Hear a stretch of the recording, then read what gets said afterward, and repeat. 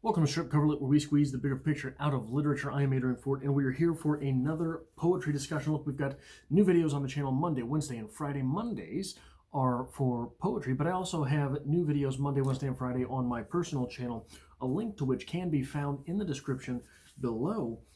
The poem that we're going to be discussing today comes to us from Charles Bukowski. The poem in question is Termites of the Page, and it reads as such. The problem that I've found with most poets that I have known is that they've never had an 8-hour job, and there is nothing that will put a person more in touch with the realities than an 8-hour job. Most of these poets that I have known have seemingly existed on air alone, but it hasn't been truly so. Behind them has been a family member, usually a wife or mother, supporting these souls, and so it's no wonder they have written so poorly. They have been protected against the actualities from the beginning, and they understand nothing but the ends of their fingernails and their delicate hairlines and their lymph nodes. Their words are unlived, unfurnished, untrue, and worse, so fashionably dull. Soft and safe, they gather together to plot, hate, gossip. Most of these American poets, pushing and hustling their talents, playing at greatness. Poet? That word needs redefining. When I hear that word, I get a rising of the gut, as if I were about to puke. Let them have the stage, so long as I need not be in the audience.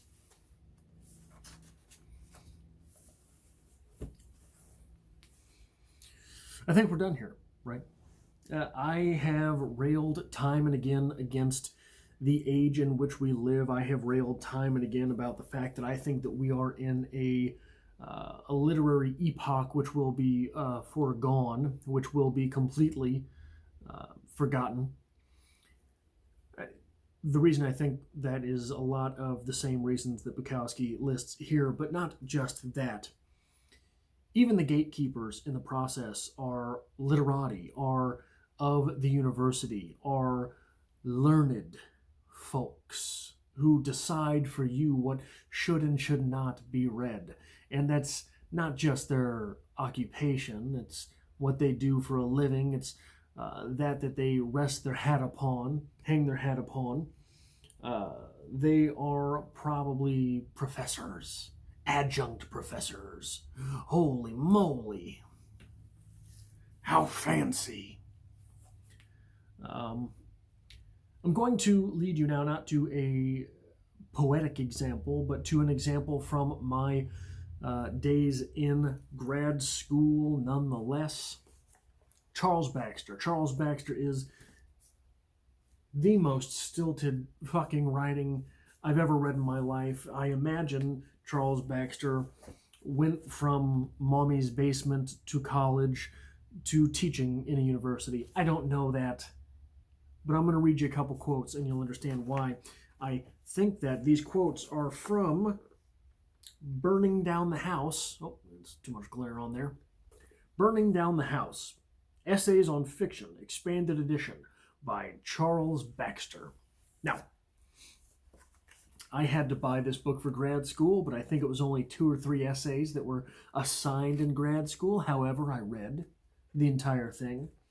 And while I was in grad school, I was also assigned a short story from Charles Baxter. And I believe I was even assigned flash fiction from Charles Baxter, but I can't place it. I can't say for sure. Maybe I'm making that up. Page 38 in an essay called Defamiliarization, and the kissing page to this, page 39, on that same essay, Defamiliarization. Defamiliarization, we get this. The moderately strange in the middle of the ordinary is the lens for focusing the ordinary. Without it, The ordinary has nothing against which to define itself. On the kissing page to that, you see a glimpse of someone reflected in that mirror. And a moment passes before you recognize that that person is yourself. Literature exists in moments like that. I can see him in his black beanie and his black turtleneck already. This was the most stilted bullshit that I read in all of grad school. And there is a part in this where he says, where was it? He mentions, he basically says the Midwest is banal, and it's banal because it has to be. Well, you know what, Baxter, fuck off. I think it's because he's from Minnesota, so he feels like he can speak that way about an entire group of people. But this is what I think Bukowski is talking about here. These individuals who have no stake in anything of the game, just making sure that the game looks at them as if they were really the special one. They're the intelligent one, don't you think? How awful. How rudimentary. I think that there is a whole lot of what Charles Bukowski is speaking about in this poem going on in the world today, going on in literature today. And it's disappointing because Bukowski, in this poem, shows us that he sees right through it. More of us, I think, should see right through it. And maybe, hey, I'm willing to put it out there. I could be completely wrong. I could be the one who is the moron in the middle. It could be me, right? It need not be the writers in question. It need not be the gatekeepers. Maybe I'm the one that just doesn't understand any of it. It's all over my head. The art underneath the propaganda is what we're looking for, not the propaganda, not the art on top of the propaganda, right? But we touch on a couple other things in here. The first thing that I think is worth mentioning is the title itself, Termites of the Page. Termites of the Page. Now, I understand that this is not a one-for-one translation because they are not exactly termites of the page, but a termite of the page is something that someone very easily could call a bookworm, right? These little worms that gnaw through books, after which bookworms, the people, were nicknamed. So we are writing about the stilted nature of writers calling the poem Termites of the Page, which is pretty much just an allusion to bookworms, saying that these people are just mirroring things that they have read in their books. They are bookworms, and they thought, yeah, I can do this. It's a hack job. I can do this. I read some Shakespeare. I can do that stuff. I know how to turn a phrase. Not having lived anything, just having read about it. Not having been brokenhearted, just having read about it. All of these different things. Not having sacrificed for the art or the craft, just having sort of lazed about and figured, yeah, I can do that.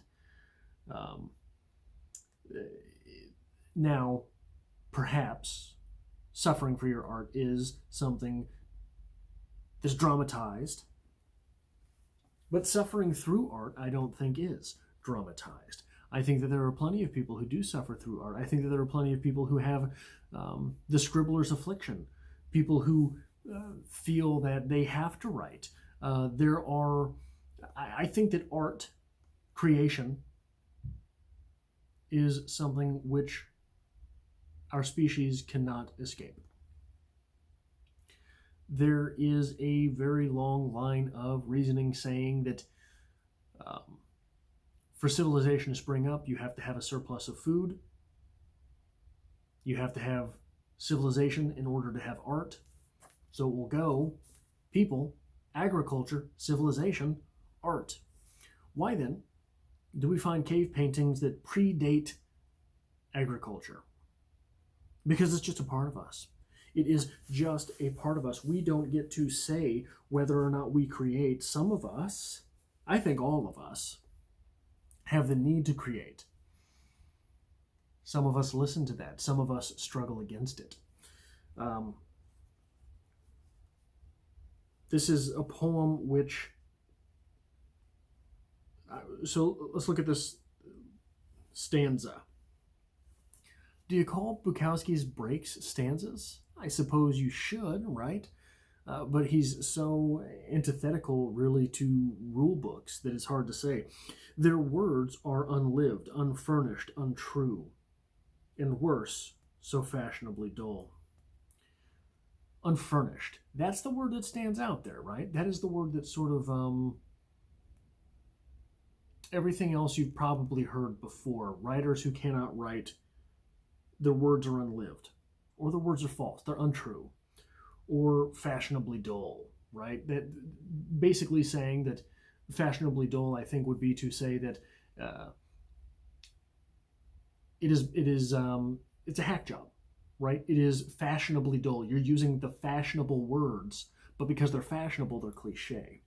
Unfurnished. Where do you take that word unfurnished when interpreting this poem, when thinking about unlived in, unlived? So unfurnished would be unlived in, right? There's a phrase in movie making where a world feels lived in or it does not. One of the more convincing ways to put together a fantasy world is that it feels lived in. This is often what is drawn back to with Star Wars. Star Wars looked so cool because everything was used. Everything was lived in.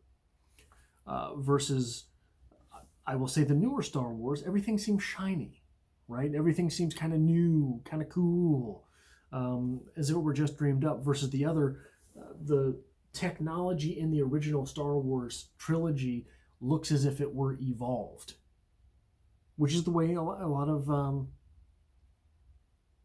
technology goes. I just realized I've got the 1970s George Lucas look going on with the plaid and the beard and the fluffy hair. Anyway, what this, I think, means in poetry is that you can understand when words are used through application versus picked from previous reading experience. Does that make any sense? Like when you look at the Star Wars world and everything looks lived in, looks as if it's broken down. That's how literature should feel too. It shouldn't feel just pressed into a page. I want to go back to Charles Baxter for a second, that on defamiliarization. It's a good principle, but it's not Baxter's, right? It goes back at least to the 19-teens, 1920s. Ezra Pound, I think it was Ezra Pound who said, make it strange, right? I don't know why I wanted to go back to that. I just hate Charles Baxter. But so for me, a good example of that, the unfurnished part or versus furnished part. From the beginning, and they understand nothing but the ends of their fingernails, their delicate hairlines, and their lymph nodes. He spent a lot of time hating these people. So much that he hates their delicate hairlines and the ends of their fingernails that are so clean and so clipped, and their lymph nodes, right? Lymph nodes. Why lymph nodes? Well, you want to know why?